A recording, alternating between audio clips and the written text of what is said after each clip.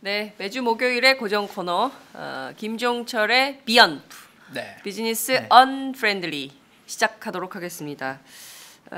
잘 지내고 계시죠? 네, 오늘 요즘 엊그제도 계속 비가 오네요. 봄비가. 봄비가 미세먼지를 확 좀 쓸어갔으면 좋겠어요. 그러니까 국장님 목소리가 좀 약간 예. 감기셨네. 감기 걸리셨네. 감기는 늘 걸려 있고요. 아무래도 이제 저희가 대통령 선거를 같이 이게 이제 촛불부터 해서 그렇죠. 이게 일종의 누적된 피로. 피로여 또- 가라. 언제 갈까요? 그러니까요. 5월 9일 날 갑니까? 대선이 끝나야 네. 되지 않을까라는 생각도 들고 또 요즘에 또 현장에 또 계속 나가시니까 그러니까요. 또 저희가 체육관 공기가 또 이렇게 또썩 좋지는 않지 않습니까? 체육관 공기가 고척동 공기가 상당히 먼지가 상당히 그렇죠. 많았어요. 네. 근데 어찌됐든 뭐 저희만 고생하는 것은 아니고요. 5개월이 넘도록 1,700만이나 되는 시민들이 함께 그럼요. 촛불을 네. 들어서 이 역사를 만들고 있기 때문에 그 자부심으로 네, 버팁니다. 그럼요. 네, 아유. 여러분 비슷하시죠 저희하고? 저희하고 다르지 않으시죠? 근데 이게 지금 막 대선판이 출렁이고 구도의 변화가 있고 하니까 그 시민분들께서 긴장의 끈을 놓칠 수가 없는 상황인 것 같아요. 그러니까 이 판이 어떻게 되느냐? 우리가 1,700만이 그 엄동설안에 촛불을 들고 나와서 집회를 열었던 게 뭐 비단 대통령 얼굴 하나 바꾸려고 그런 게 그럼요. 아니잖아요. 맞습니다. 네. 중요한 건 왜 이렇게 코를 훌쩍거리고 민망해 죽겠네. 죄송합니다. 상태가 안 좋아서 너무 죄송해요. 네, 몸이 참. 환절기고 막 그래가지고 미세먼지도 그럼요. 심각하고. 그렇죠. 네. 어쨌든 이렇게 고생을 했는데 그 고생의 결과가 엉뚱한 방향으로 귀착되는 우리 역사가 있었어요. 87년 6월 과거에 항쟁. 그랬었습니다. 그렇죠. 네. 예. 열심히 투쟁해가지고 대통령은 엉뚱한 사람 당선되는 그런 역사가 있었기 때문에 국민분들께서 이게 시시각각 변화하는 뉴스의 흐름을 놓칠 수가 없으실 것 같아요. 그래서 팟짱을 더욱 사랑해 주시는 것은 아닌가. 이제부터 진짜 5월 9일까지 한 30여일 좀 남았지 않습니까? 33일. 그렇죠. 그러니까 이제 정말 마지막 33일 동안 지금 뭐 이제 각 당 후보들도 이제 정해졌는데 또 지금 어떻게 될지 모르지 않습니까? 그렇습니다. 예. 정말 유의 깊게 국민들이 차분하게 제대로 된 어떤 투표 내지는 어떤 후보들 간의 어떤 검증, 그다음 그런 것들이 명확하게 좀 봐야 되지 않을까. 또 언론들의 책임도 또 크고요. 그렇습니다. 바르고 정확하고 빠른 정보. 네. 바르고 정확하고 빠른 정보. 이 팟짱. 기자들의 역할 굉장히 중요한데요. 팟짱이 그렇죠. 팟짱. 진짜 이게 그 실시간으로 생생하게 여러분들께 그 안방 속으로 네. 이게 손바닥 안으로 딱 들어가려고 하는데 그 쉽지가 않네요. 그러니까 그렇습니다. 어쨌든 네. 기자들의 어떤 그 아주 그냥 치열한 노동, 그런 비천한 노동, 그런 노동 끝에 진실의 결실이 맺어지죠. 그래서 맞습니다. 하여튼 저희 기자들 더 열심히 하겠습니다. 응원의 박수 안 보내주십니까? 김종철 기자도 응원해 주시고요. 함께 고생하시는 저희 오마이TV 스텝 기자들한테도 응원의 박수 보내주시면 감사하겠습니다. 저희가 드론 띄우기 운동을 하고 있어요. 네, 그러시죠. 그 헬기가 없어가지고 답답하셨어요. 그래가지고 시민분들이 자발적으로 댓글창에서 야 오마이 헬기가 없구나. 드론이라도 있으면 좋겠네. 그래서 어떤 분이 10만 원씩 500명 모으면 괜찮은 드론 하나 산다. 네. 그래서 5천만 원 프로젝트를 시작을 하셨는데 벌써 시작한 지 얼마 안 됐거든요. 네. 근데 벌써 저희가 어제 봤더니 290 몇만 원 들어온 거예요. 아이고. 네, 그래서 굉장히 많은 시민들의 성원으로 아이고, 저희들이 참. 나날이 한 발 한 발 바르고 정확하고 빠른 뉴스를 보도하고 있다 이런 말씀 드리고요. 저희가 이거 종합해서 조만간 드론 함께 사주신 시민분들 영상을 따로 만들려고 그래요. 네, 그분들 명단 저희가 다 올려서 시민의 힘으로 산 드론. 그 드론이 드론 촬영할 때 그거 그렇죠. 그 리본 커팅이라고 할까? 다 오세요. 함께 아니, 드론 드론의 리본 이름과 커팅. 드론의 이름 같은 거 새겨줄 수 없나? 아 드론의 이름을 새길까요? 이름 새기는 값이 더 드는 거 맞아 아니야? 맞아. 제가 보기에는 네.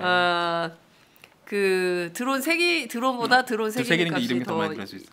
요즘에 뭐 비쌀 펜 수 같은 거 있어요. 사면 펜에다가 네. 뭐 잠깐 자기 뭐 이름 같은 거 새겨주고 뭐 그런 거 있잖아요. 아 그래요? 그런 서비스도 있고 한데 근데 이제 드론 자체가 뭐 그렇게 큰 건 아니기 때문에 뭐 그냥 이 아이디어 처음 드론이 말씀이시고 그냥 문방구래. 그냥 아이들 장난감 이런 거 말고 정말 그럼요. 촬영용 네, 헬리캠은 네, 되게 맞습니다. 비싸더라고요. 맞습니다. 예, 그게 그래서 그 촬영용 금액, 헬리캠 그리고 이제 산이나 바다에 띄워서 이게 그 문제 없이 사고 없이 다시 돌아오는 그런 시스템으로 하는 거는 이게 저도 가격이 좀 이번에 처음 비쌉니다. 알았어요. 네, 가격이 가격이 굉장히 좀 비싸고 비싸더라고요. 그게 또 그래서 신호가 또 그 얼마만큼 또 잡는 맞습니다. 그게 되게 예, 중요하고 그 그 성능도 그렇고 그렇습니다. 그래서 심지어 요즘에 뭐 그 고속도로 네. 정부에서도 드론 띄워가지고 그 버스 전용차로 위반하는 그걸 잡기 위한 드론도 막 띄우고 그러잖아요. 막 오히려 그렇군요. 네. 예. 지금 저희 황지희 작가가 확인해 줬는데요. 지금까지 드론 기금 294만 2,111원 들어왔대요. 감사합니다. 너무 많이 엿새 주시네. 만에 엿새 만에 294만 2,111원. 네. 아유 감사합니다. 이 시청자 여러분들의 힘으로 저희들이 나날이 좀 더 나은 화면 예, 그걸 통해서 좋은 화면. 저희가 그렇습니다. 왜냐하면 세월호 때 되게 답답했거든요. 그렇죠. 동거차도에서 네. 다른 회사 전부 이제 헬기 띄워가지고 샅샅이 보여드리는데 이게 그렇죠. 박정호 기자 계속 얘기하는데 안 보여. 그런 답답함이 네. 있었습니다. 어쨌든 시민의 힘으로 날로 커가는 오마이 TV 여러분들 만들어 주셔서 저희가 늘 감사한 마음으로 이렇게 일하고 있습니다. 미세먼지도 괜찮아요. 네. 그리고 슈퍼챗이라는 게 있어요. 아세요? 아니요, 잘 모릅니다. 유튜브에서 네. 새롭게 만든 기능인데 네. 아프리카 TV의 별풍선 같은 거예요. 네. 그래가지고 자신의 의견이 남들보다 조금 더 이게 너무 의견이 많을 때는 막 그렇죠. 볼 수가 없잖아요. 그렇죠. 너무 빨라가지고 그렇죠. 저희가 막 이게 눌러지지가 않았잖아요. 그렇죠. 대통령 그 민주당 대선 후보 경선 토론 때. 이제 당황했어요. 이 눌러지지가 않더라고요. 네, 거의 뭐 그냥 계속 올라가는데. 그러니까요. 네네. 이제 그럴 때 슈퍼챗 기능 같은 걸 딱 하면 자신이 내는 만큼 그게 기간이 길어지는 거예요. 거기에 띄워지는 시간이 길어지는군요. 띄워지는 시간이 길어지는. 네. 그걸 유튜브가 개발을 한 모양이에요. 그래서 저희가 이제 그것도 시범적으로 운행을 하고 있는데요. 유튜브가 30%나 떼간대요. 너무 많이 떼간다. 많이 떼간다. 그러니까 30% 유튜브 너무하네. 중간에 이런 폭리를 취하다니. 유튜브 앞에서 1인 시위를 할까요? 너무 폭리네. 그러니까 30%를 떼가. 10%는 모르겠는데 30%는 많이 너무 많이 유튜브 떼가는데. 너무하네 진짜. 그 예전에 맨날 그러잖아요. 우리가 그 백화점 골목 상권 할 때 백화점이 자기들 그 중간에 그래요, 있는 맞아요. 입점업체한테 건물만 지어놓고 수수료 30%씩 이상 떼간다고 해가지고 엄청나게. 롯데백화점. 맞습니다.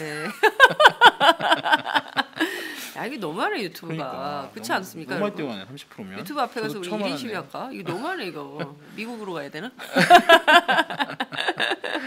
네, 어쨌든 이 슈퍼챗 기능으로도 여러분들 함께 참여하실 수 있으시니까요. 저는 중요한 거는 저희들이 이렇게 새로운 뉴미디어를 여러분들과 함께 만들어가고 있다고 생각하는 가장 중요한 포인트는 역시 집단지성의 힘입니다.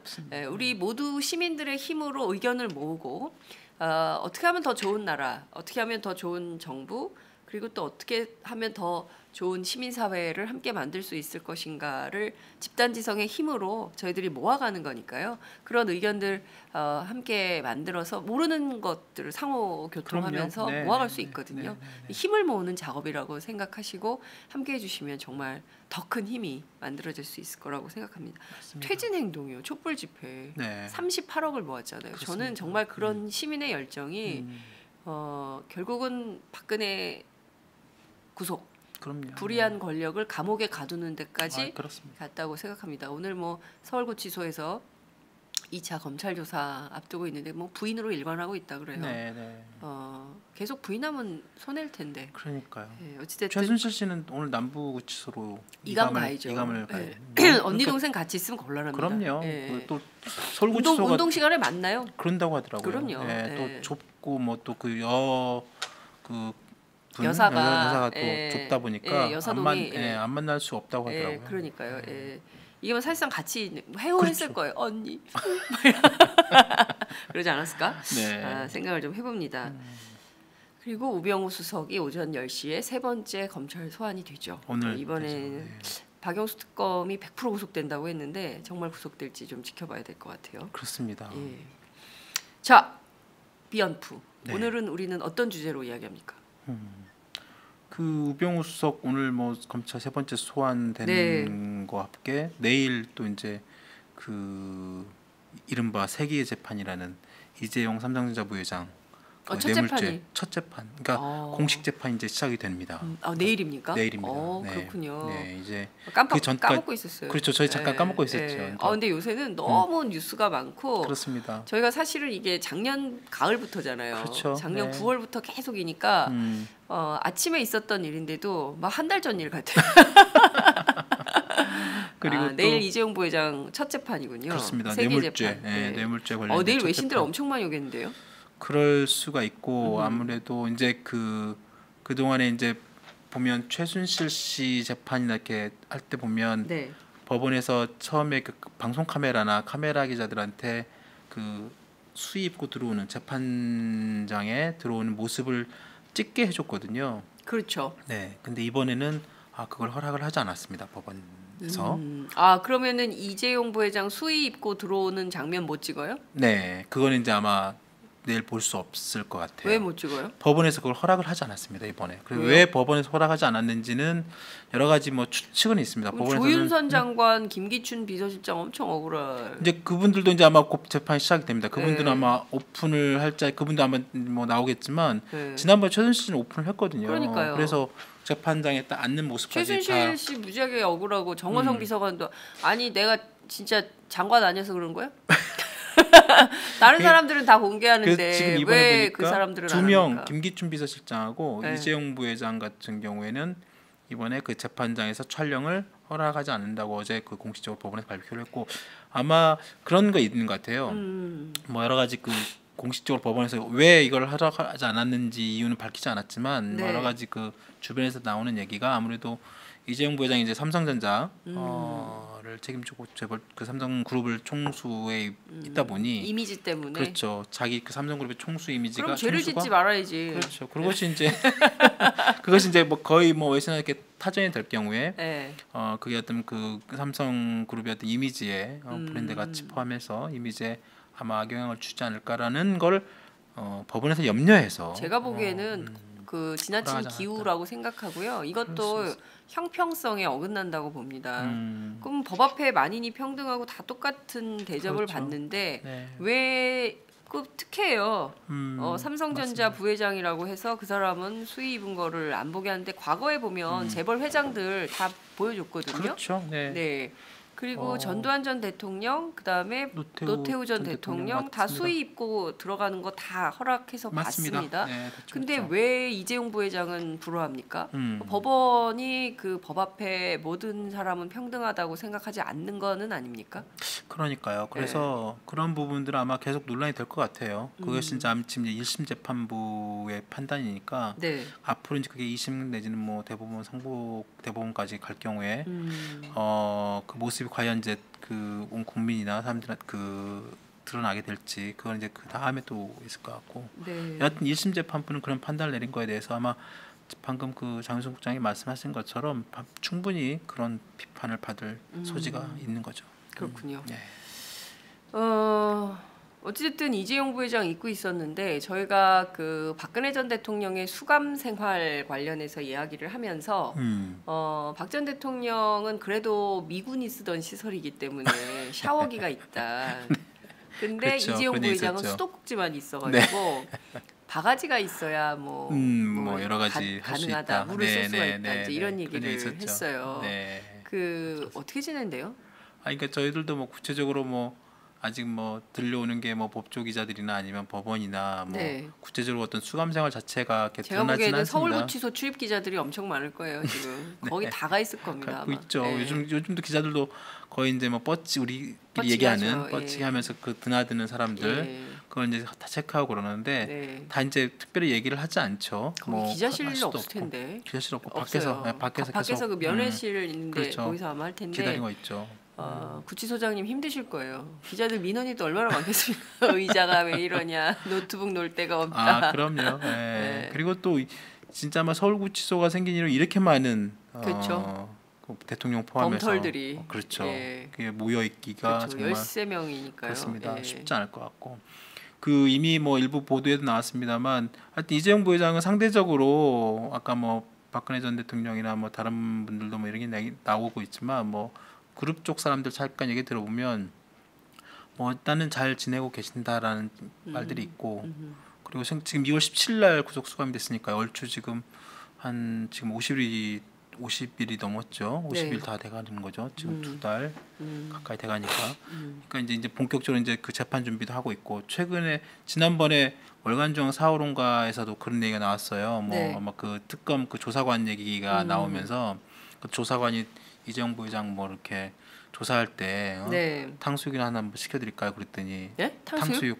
조사 탕수육 시킬 수 있... 그러니까 조사받을 때 특검에서 예. 특검에 지금 그 구치소가 아니라 특검이 조사받을 때 조사관이 탕수육을 하나 시켜드릴까요? 그랬더니 뭐 그런 얘기를 했다고 하더래요. 뭐 이재용 부회장이 아니 내가 앞으로 또 지금 뭐 구치소에 또 생활을 해야 되는데 탕수육보다 그냥 짜장면 먹겠다. 수감 생활을 해야 제목 되니까. 나왔어. 이재용 탕수육보다 짜장면. 그 왜 짜장면이에요, 근데? 아니 그러니까 그것도 웃겨요. 웃겨요. 아 구치소 간 짜장. 뭐 짜장면 탕수육 먹으면 안 되고 그 구치소 수감 생활 준비해야 되기 때문에 짜장면을 먹어야 되면 세상에 짜장면 먹는 사람들은 뭐 다 그런가? 그러니까 이제 자기 입장에서는 뭐 하여튼 그걸 정중히 거절한다고 하서 이제 그런 표현을 한 것 같은데 하여튼 그런 얘기도 해가면서 아니 갑자기 조사관 그래서 짜장면 시켰어요, 탕수육 시켰어요. 그래서 이제 짜장면 시켰다고 하더라고요. 멀쩡하게 또 탕수육 시키도 그렇고 또 그랬다는 거 아니에요? 또 김종 차관 그분이 제가 보기에는 조사관이 먹고 싶었어. 그럴 수도 있어. 이재용 부회장 이재용 팔아가지고 맞아 그럴 수도 좀 같이 있습니다. 좀 먹지. 그걸 짜장면 시키냐. 네. 그리고 또 그러니 그렇죠. 네. 또 그렇고도 있고 또 김종 차관 있잖아요. 그분이 네. 또 워낙에 또 이렇게 그 기자사에서 평이 되게 또 막 오지랖 뭐 이렇게 여러 가지 뭐 그러신다고. 촛불 집회 가본 사람 하니까 재벌 총수 중에 촛불 집회 가본 사람. 그거는 저기다 저기는 저기 경실 아니 전경련 전경련 그 상근부회장이었던 누구죠? 이승철. 그리고 김종 차관 같은 경우는 이제 그 특검 조사 과정에서 또 그 이재용 부회장을 만났나 봐요. 만나가지고 자기가 먼저 수감 생활을 한 사람으로서 앞으로 이렇게 수감 생활에 도움이 되시도록 페트병 있잖아요. 그걸 물러가지고 이렇게 하시면 운동에 도움이 된다고 그런 조언도 했다고 막. 구치소 안에 같이 있으니까. 앞으로 지금 이제 서울구치소 안에 같이 있으니까 김종착 이런 그 연대감이 대단할 것 같은데 유대감이 그 일종의 빵동기 아니 빵동기. 그렇죠. 예. 제 딴에 하여튼 자기 딴에는 뭐 이렇게 좀 뭐 먼저 들어간 사람으로서 이런 여러 가지 체력 관리부터 건강 관리 차원의 팁을 줬다는 뭐 얘기가 있는데 글쎄요 하여튼 뭐 이런 뭐 약간의 그 가십성 얘기들이 나오고 있고 최근에는 그 종교 서적이 그러게요. 많이 들어갔대요. 그 신문에 나왔어요. 신문에 보도가 종교에 됐죠. 심취했냐 뭐 이런 얘기가 나오고. 홍라희 그 어머니가 홍라희 여사가 원불교 신자잖아요. 외가가. 그렇죠. 외가 원불교 신자인데 이재용 부회장은 별도로 다른 뭐 자기 어떤 그 공식적으로 종교 생활을 하지 않는 걸로 돼 있거든요. 근데 이번에 그 구치소에 들어간 책들이 꽤 많아요. 그래서 이번에 나온 보도를 보면 나왔던 제목들 보면 그 기독교 쪽에 뭐 담임 목사 쪽에 쓴 몇 개 책 그리고 이제 불교에서 스님이 쓰신 그 일파 스님이군요. 일파 스님. 그 노무현 전 대통령 당선을 예언했던 이 일파 스님이 썼던 어떤 그런 책들. 그래서 그 되게 종교와 관련된 책들을 대거 이 부회장이 직접 뭐 받았다는데 아니 뭐 책을 뭐 읽는 거 좋죠. 여러 가지 뭐 또 그 수감 생활에서 여러 가지 종교에 또 힘을 빌리는 거 아니냐라는 얘기도 있긴 한데 그 어차피 책 읽으실 거면 그 이런 책도 있잖아요. 그거 잘 아시겠지만 그 삼성이 버린 또 하나의 가족 이 책도 있습니다. 삼성전자 백혈병 가족 피해자들 이렇게 다룬 책도 있는데 뭐 이런 책도 거기 계시면서 이런 책도 한번 읽어보시면 어떨까 그런 생각도 좀 드는데 그렇군요. 안 읽겠죠. 어떤 지금 그 저희 그 애청자께서 네. 김영롱님께서 우리가 아까 짜장면 얘기했잖아요. 네. 난 짬뽕 이런 의견을 좀 주셨습니다. 이게 지금 그 사실은 그 감옥이 살아있는 지옥이라고 하잖아요. 그렇죠. 예, 생지옥이다 이런 얘기를 하기도 하는데 물론 이제 옛날에 비해서는 감옥이 살기 편해졌다. 옛날에 이제 그나마 그 민주화 운동 네. 했던 분들이 들어가서 재소자 인권 투쟁을 많이 했기 때문에 사실상 재소자들이 생활하기에 옛날에 비해서는 많이 그러니까 일제시대 때 얼마나 그 요새 그렇죠. 저희가 그 저 독립문역에 있는 그러니까 서대문 형무소 가보면 끔찍하잖아요. 그렇죠. 네. 그 끔찍한데 80년대까지 거기 민주화 운동 하셨던 분들이 거기 감옥을 살았거든요. 근데 이제 물론 이게 구치소 서울구치소 생기고 뭐 이러면서 환경은 옛날보다는 많이 좋아졌다고 하지만 그래도 이제 자유가 없으니까. 그럼요. 그게 제일 자유가 없기 때문에 굉장히 답답하고 그리고 뭐 심리적으로도 굉장히 불안하고 그래서 책을 많이 읽는다는 맞습니다. 것 같아요. 그렇죠. 그리고 또 여기는 구치소니까 여기서는 지금 현재 아직 형이 확정되지 않은 사람들이 미결수들이 있잖아요. 이제 형이 확정되면 이제 각 뭐 교도소로 그렇죠. 이제 교도소로 이감이 되는데 그 요즘 교도소도 아까 말씀하신 것처럼 과거보다는 분명히 환경이 그런 환경이 되게 좋아졌다고 하더라고요. 네. 그래도 아까 그 어제 김경진 의원 출연하셨는데 그래도 박근혜 대통령이 있는 곳은 주한 미군이 있던 시설이 그러니까 왜냐하면 소파 협정에 따라서 교도소도 미국식으로 해야 돼요. 그럼요. 그렇죠. 그래가지고 이제 간이 그 매트리스 침대, 이런 것도 매트리스. 있고 그다음에 그렇죠. 샤워기도 있고 그러니까요. 미국식으로. 변기도 양변기 네, 하는 거라고 얘기하시더라고요. 그러니까 그런 차이는 있지만 지금 이재용 부회장은 거기도 아니잖아요. 그렇죠? 네, 그렇습니다. 이재용 부회장은 1.9평. 네, 조윤선 장관도 1.9평, 김기춘 비서실장도 1.9평, 박근혜 대통령만 3.2평. 그렇죠. 어쨌든 큰 틀에서는 뭐 전직 대통령인데 그 정도는 해야 되는 거 아니냐, 뭐 이런 말씀도 주시는데.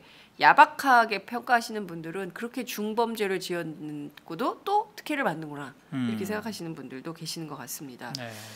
그나저나 그 이 부회장이 재판정에 처음 나오는데 카메라에 안 서면 국민들은 너무 궁금한데요. 그러니까 이제 기자들이나 이런 분들은 이제 방청이 가능하고요. 방청만. 방청은 가능하고. 방청하다가 카메라로 찍으면 감치되죠. 그렇죠. 네.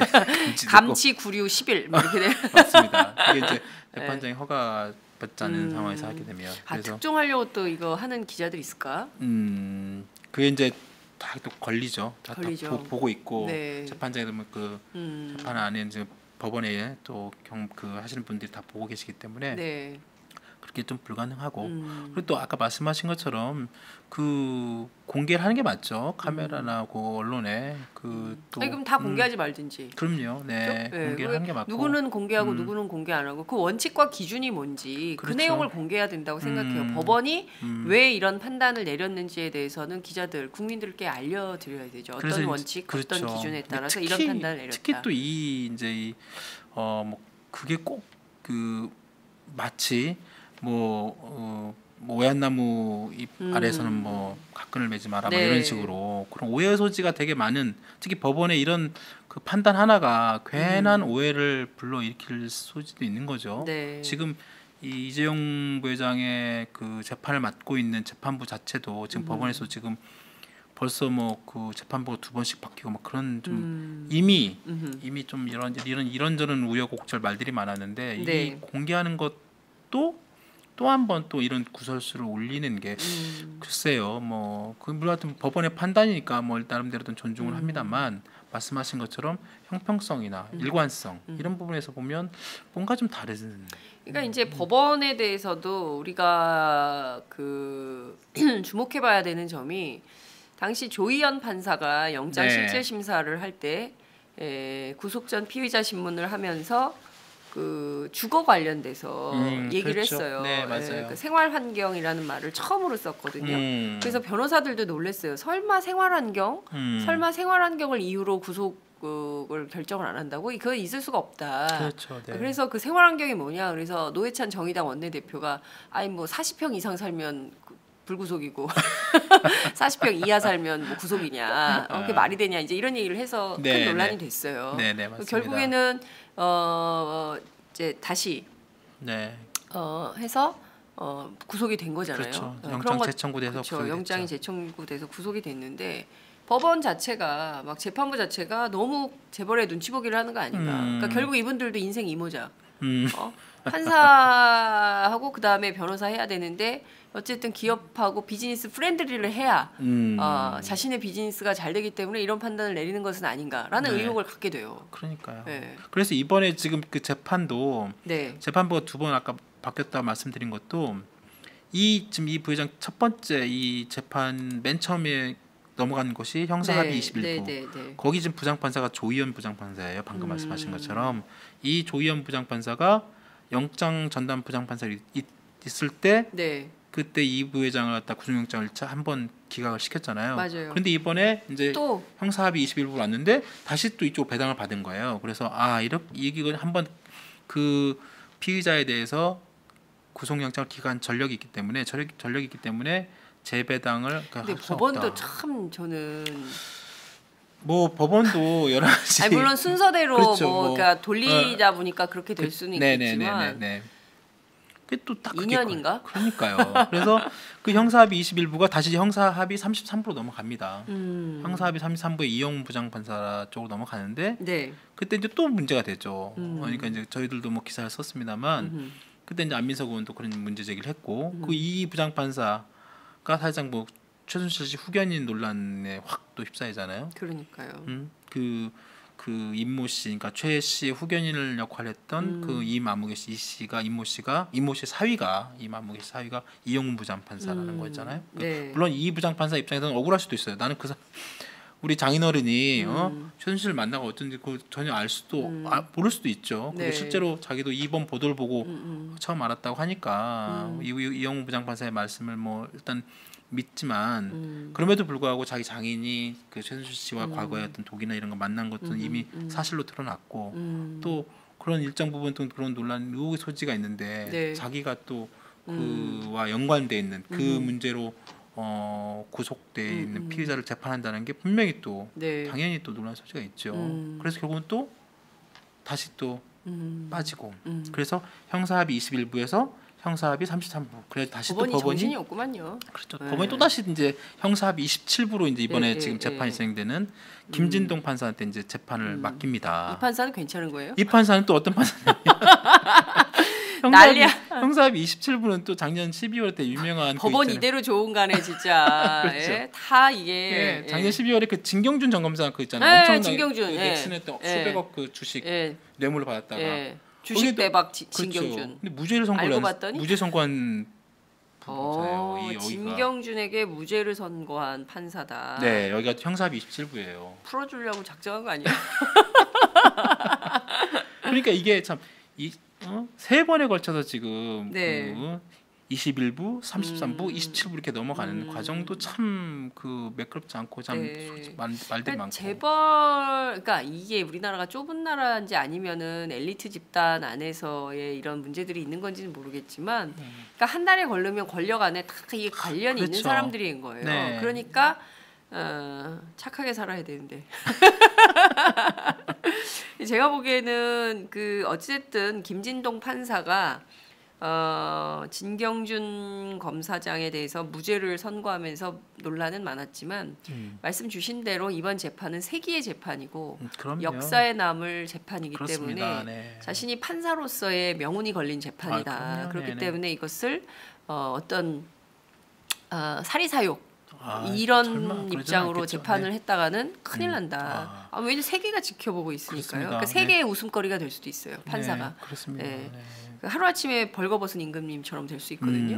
솔직히, 그러니까 그 김진동 판사가 재판을 잘해야 된다고 생각합니다. 물론 이제 네. 1심 이긴 합니다만 여하튼 네. 이번 사건이 어떤 사건입니까? 현직 대통령이 구속 수감되고 그렇습니다. 그 국내 최대 재벌 그리고 글로벌 기업인 삼성의 총수가 구속되는 진짜 우리나라 삼성 50년 역사에도 처음 있는 일이지만 우리나라 어떤 헌정사에서도 이런 일이 없잖아요. 근데 그만큼 엄중하고 되게 중요한 어떤 그런 사건과 재판을 맡는 재판부면 네. 말씀하신 것처럼 그런 어떤 판단하게 되겠죠. 해야 되겠죠. 그럼요. 네. 저는 이게 우리가 이제 역사 앞에 충실해야 된다고 생각합니다. 그러니까 네, 각자의 맞습니다. 처한 위치가 이게 뭐 개별 개인 사건 뭐 이런 그럼요. 무슨 네. 그런 게 아니라 굉장히 이제 중차대한 대한민국의 역사의 물줄기를 바꾸는 일이에요. 그렇기 때문에 이번 재판에서 김 판사가 어떤 관점으로 사건을 어떻게 뭐 증거주의로 하는 거 아니겠어요? 그렇습니다. 증거가 네. 있는지 없는지 증거를 그럼요. 가지고 판단을 해야 되기 때문에 네. 뭐 사사로운 로비 이런 걸로 해서는 안 된다고 생각을 좀 하고요. 보겠습니다. 김진동 판사가 어떻게 재판을 진행을 하는지. 네네. 그 이분이 불허하신 거예요? 그러면 그 사진 촬영? 그렇죠.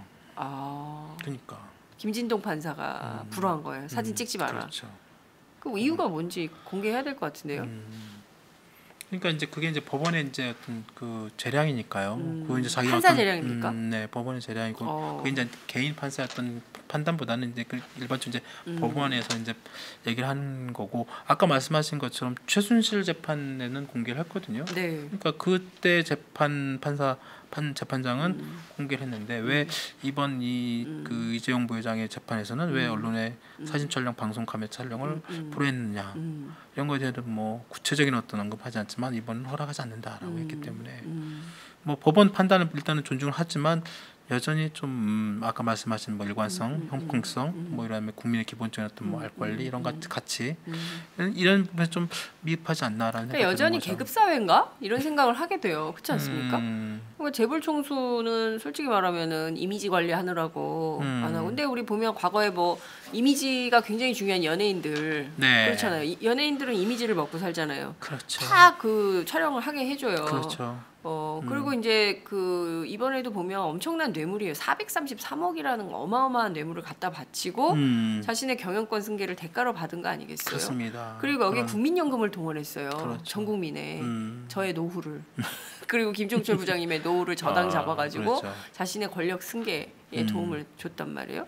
이게 다 확인이 됐는데 그 연예인 사건보다 그냥 가벼운 사건이다 이렇게 볼 수 있습니까? 그렇지 않잖아요. 그럼요, 네. 근데 이런 똑같은 동률의 사건에 대해서 이 사람은 아유 그래도 삼성 회장인데 봐줘 이거예요? 그 좀 그럴 것 같아요. 그렇죠. 예, 네, 그럴 수 있습니다. 저는 국민들의 일반적인 법 감정에 충실해야 된다 재판부가 그런 생각을 좀 말씀 좀 드리고 싶고요. 그나저나 이재용 부회장을 이제 보호해야 하는 네. 삼성의 변호인단이 또 어마어마하잖아요. 어마어마합니다. 대한민국 최대 네. 계파, 최대 조직 몇 명이죠? 삼성그룹에 소속돼 있는 법무팀에 소속돼 있는 그 삼성전자 네. 포함해서 소속돼 있는 변호사만 보통 한 알려지기로는 보통 한 450명에서 500명 사이 네, 그 정도 된다고 됩니다. 우리나라 최대 로펌이 김앤장이잖아요. 최대 네. 로펌 변호사가 한 500명에서 550명 사이라고 하는데 거의 국내 최대 로펌에 버금가는 수준의 법무팀을 꾸리고 있고 그리고 이제 실제로 이제 삼성이 여러 가지 글로벌 기업이다 보니까 전 세계 여러 가지 많은 그 법인도 있고 또 네. 각국마다 여러 가지 그런 법률적인 조력이 필요한 건 사실이에요. 그래서 글로벌 다른 어떤 기업들도 많은 어떤 네. 법적 조력을 받기 위한 어떤 팀이나 조직을 두는데 삼성전자 같은 경우는 이제 이번에 이런 그 사건 외에 엄밀한 이재용 부회장 같은 경우는 그룹의 어떤 그런 그 자기 어떤 개인적인 어떤 송사에 그룹의 법무팀을 공식적으로 동원하기는 어렵습니다. 다만 그 외에 다른 이제 그룹 법무팀이 뭐 일정 부분 어떤 조력은 할 수는 있겠죠. 그리고 실제로 움직이기도 하고. 네. 하지만 이번에 이제 그 태평양과 여러 가지 몇몇 대형 로펌의 또 변호사들 그리고 특히 저번에 구속 그 과정에서 했던 그런 그 법무 그 팀 변호사들 보면 말씀하신 것처럼 국내 최대였던 그런 변호사들이 다 동원되고 있죠. 그렇군요. 상대적으로 이번에 그 박근혜 전 대통령의 그 변호인단에 대한 여러 가지 뭐 그 비판도 많이 나오잖아요. 그러니까 네네. 그쪽은 정말 박근혜 전 대통령의 어떤 법적 조력에 대한 여러 가지 논란 그리고 오히려 일부에서는 박근혜 전 대통령의 구속이 사실상 그 변호인단이 완전히 뭐 패착 뭐 이런 얘기도 나오는데 그렇죠. 변론 전략이 너무 잘못돼 있다는 뭐 그런 얘기도 나오는데 법적으로 하는 게 아니라 자꾸 정치적으로 풀려고 하니까 정치적, 감정적, 정서적으로 이렇게 접근하려는 그러니까 그리고 또 그 변호 법조인들이 또 그 헌법재판소나 이런 거에 대한 그 국민들이 다 보고 있는 상황에서 나온 어떤 그런 그 변론 과정이 되게 또 상식적으로 잘 이해 안 되는 그런 측면이 있었잖아요. 그러니까 오히려 그런 거에 비하면 또 삼성 쪽의 이쪽 변호인단은 또 철저하게 좀 다른 또 모습을 가질 가능성이 있고. 그렇군요.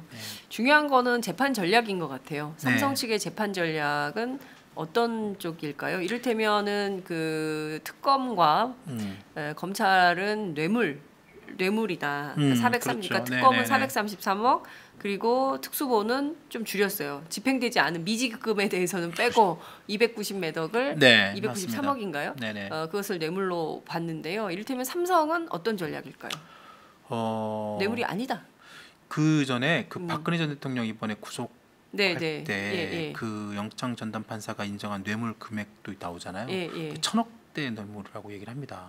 1,000억대. 네, 그러면 거기에 삼성 플러스 알파. 그렇죠. 삼성이 사실상 그 433억의 뇌물 혐의를 이미 그 특검에서 공소장 그 구속영장에 그 청구했을 때 그 나왔던 금액을 보면 사실상 그 박근혜 전 대통령이 그 이미 공범, 정범 이렇게 얘기를 하고 있잖아요. 정답 최순실 씨와 그 뇌물의 핵심이. 그럼 이미 그 박근혜 전 대통령의 그런 어떤 그 혐의에 물론 이제 그 이제 향후에 또 집행이 되겠습니다만 그 앞선 그쪽 박근혜 전 대통령의 구속영장을 한 그 심사 판사 같은 경우는 1,000억대 뇌물을 갖다 사실상 인정을 한거든요. 그러면 삼성 입장에서는 굉장히 좀 그 불리한 어떤 그런 이번에 박 전 대통령 구속 내용이 될 수 있고 말씀하신 것처럼 그럼에도 불구하고 이번에 뭐 삼성 쪽에서는 강하게 또 여전히 그 뇌물 혐의에 대한 그 팽팽한 어떤 반대 논리를 펴고 있는 거죠. 과연 뭐 이번에 이제 오늘 내일 이제 공식 재판이 시작되지만 이미 앞서 뭐 공판 준비기일 이런 거 있잖아요.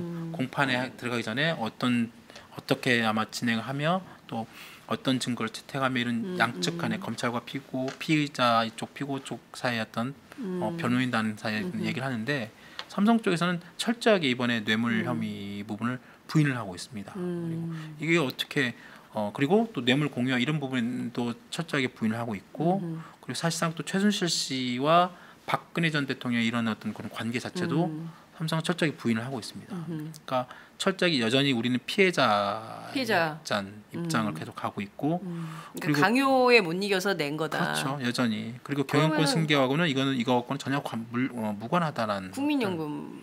그러니까요. 이제는 말 산 거. 그렇죠. 그러니까 이제 이번에 그 특검에서 그 이 사태 와중에도 말을 사준 거 아니에요. 그렇죠. 나중에 또 이 과정에서 작년에 2015년에 그랬잖아요. 그 불거진 다음에 또 그걸 또 은폐하기 위해서 또 이걸 또 뭐 이른바 뭐 물타기가 아니라 말타기 뭐 이렇게 바꾸는.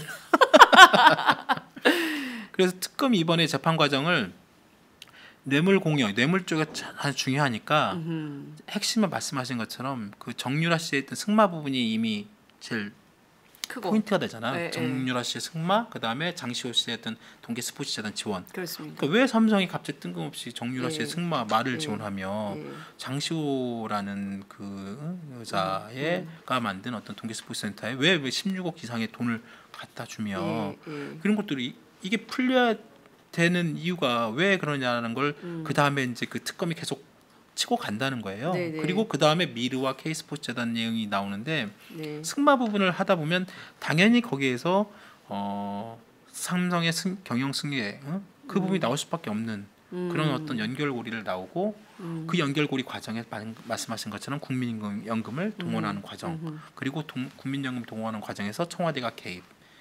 보건복지부 그다음에 그런 그 장관 다 이런 것들이 이분 구속되고 들어있잖아요. 그러니까 이런 기본적인 연결고리 우리가 저희들이 그동안 얘기했던 그런 것들을 앞으로 그래서 특검은 오히려 더 자신만만해하는 것 같아요. 그리고 지난번에 특검 수사 끝나고 기자들하고 만날 때도 저희 따로 만났을 때도 아마 재밌을 거다 이번 재판이. 그리고 이제 이미 이제 말씀하신 것처럼 증거를 하나씩 까고 해당의 그 이재용 부회장 상대로 이제 그걸 이제 신문을 하잖아요. 그렇죠. 그러면 이제 그 해당하는 팩트 사실관계를 다 이렇게 내용을 그 공개할 때 아주 재밌는 내용들이 되게 지금은 이제 아직 알려지지 않은 네. 내용들이 이제 다 나온다는 거예요. 그러면 과연 삼성이 정말 최순실 씨와 네. 그리고 그 딸인 정유라 씨의 그 말을 사주는 과정 그리고 네. 거기에서 뭐 그 삼성의 사장단 그다음에 그룹의 어떤 그 과거의 비서실 네, 네. 그다음에 이재용 부회장이 어떤 식으로 관여가 됐는지를 공개를 하면 네. 그러면 정말 그 삼성 변호인단 입장에서 보면 좀 난감할 수도 있고 근데 그것이 이제 어떤 서로 간의 네, 어떤 네. 그런 사실관계를 다툴 때 어떤 공방이 될지는 정말로 이제 그 법원의 이제 그 심리 과정이 되게 지켜봐야 되지 않을까. 그렇군요. 네. 그 김종철 부장님도 가십니까? 재판. 가능하면 취재? 보려고요. 왜냐면 가서 저희 이제 꼭 보세요. 법조팀 기자가 이제 저희가 또 법조팀 기자가 예, 있고 예, 법조팀 예. 기자가 또 마크를 하겠지만 또 근데 가면 네. 저희 이제 저희 삼성 출입한 기자들도 가면 이제 가기도 하거든요. 거기 삼성 또 임원들도 막 와요. 그렇겠죠. 그렇죠. 예. 또 그러면 평상시 잘 보기 힘든 삼성 사장들도 보고. 곁다리 취재가 가능하구나. 그럼요. 예, 예전에 꼭 가야 그 되겠네요. 예전에 그 제가 그러니까 고급 취재원들이 싹 모이는. 다 모이죠 다 한꺼번에. 모이는군요. 그러니까 예. 그런 사람들 만나러 가려면 막 그 되게 어려웠고 1년에 한 번 만나기 힘든데 예. 한 번에 모든 보건 사람들 막 명함 많이 가져야겠다. 예전에 그런 적이 있어요. 실제로 그 이건희 부회장 삼성 특검 그 재판 때 제가 네. 갔었어요. 실제로 이제 그 재판기도 제가 기사 쓰고 했었는데 네. 아직도 기억에 남는 게 그때 제 줄에 네. 이재용 부회장이 앉았었어요. 그래요? 한 서너 명 그 사이에 뛰고 그때 이재용 부회장이 아버지 재판을 보기 위해서 왔죠. 그렇군요. 예. 그러니까 그때 이건희 회장은 이제 그 피의자 속에 앉아 있었고 피고인 저 속에. 궁금한 게 그 홍라희 네. 이 여사 네. 리움 전 관장 음. 재판정의 모습을 드러낼지. 그러게요. 대개의 경우는 오거든요. 아들 재판을 그렇죠. 보기 위해서 엄마들이 와가지고 미리 제일 먼저 와서 뭐 기자들 손붙잡고 기사 좀 잘 좀 써달라 이런 당부도 하고 우리 아들 정말 무죄다 뭐 이런 거 눈물로 호소하기도 하고 그렇죠. 옛날에 민주화운동 했던 어머님들은 그러셨는데 그러셨죠. 네. 우리 이 홍라희 여사께서는 홍라희 씨는 어떻게 재판장의 모습을 드러낼지 그러니까요. 궁금하네요. 네. 네. 아들 보러 와야죠. 아마 이제 1심 재판이 뭐 이제 앞으로 몇 차례 공판이 네. 열릴 것이고 네. 1심 판결 이후에 또 뭐 2심 재판이 있을 것이고 아마 그래도 이제 올해 그 특검법상 올해 9월 10월 전에는 모든 재판이 끝나게끔 돼 있지 않습니까? 네네. 뭐 한두 번 정도 오지 않을까요? 선고 정도 날짜 정도거나 선고나 네네네네. 아니, 그때 정도는 한두 번 정도 올 것 같은데 글쎄요 뭐 홍라희 씨가 올지 안 올지는 저번에도 뭐 아들 구치소에 수감됐는데도 한 달 후에 갔잖아요. 그러니까요. 그러니까 글쎄요 뭐 지금 요즘에 이렇게 떠도는 여러 가지 얘기들을 보면 뭐 올지 안 올지는 뭐 저희들도 뭐 솔직히 장담할 수는 없겠습니다만 그래도 이제 아들이 재판을 받고 있으면 엄마 입장에서 한번 그러니까 근데 저는 참 이상한 게 어제 보면은 서향희 변호사가 네. 올케잖아요. 네. 신우이 올케잖아요. 근데 안 만났어요. 접견을 거부했잖아요. 네, 네. 그래서 윤 전 추행정관하고 그 다음에 유영아 변호사 두 명만 만나겠다. 그러니까 나머지는 다 안 만나겠다는 그렇죠. 선언인 거예요. 네. 그러니까 가족은 또 안 만나. 그렇죠. 이상해요. 그리고 여기도 아들이 구속됐는데 한 달 만에 면회를 가. 그러니까 저희가 이제 일종의 범인들의 그 상식은 우리 이해가 안 돼요. 그러니까 이게 보통 사람들의 이런 처지와 조건 이런 거하고 이렇게 많이 다른 건가? 그분들의 삶의 문화나 이런 것은 어떻게 되는 건가? 취재하고 싶어. 궁금해요. 딴 세상이라잖아요. 그러니까요. 딴 예, 세상. 궁금합니다. 어떻게 될지. 자, 오늘 9시 30분에 최순실 씨는 남부구치소로 이감을 가게 되고요. 이제 가겠네요. 23분이니까 7분 후에 서울구치소를 떠나서 남부구치소로 이감을 가게 됩니다. 잠시 뒤 10시에는 우병우 전 청와대 민정수석이 검찰 포토라인에 세 번째 서게 되는데요. 그에 앞서서 저희가 박범계 의원하고 얘기를 좀 해보도록 하겠습니다. 네, 오늘 말씀 여기까지 듣죠. 네. 고맙습니다. 네, 감사합니다. 네. 하루야채 주세요. 저 이거 하나 샀는데 유기농 야채가 14가지? 빛이 내린다. 14가지 유기농 야채 이것뿐일걸. 14가지 유기농 야채 하루야채.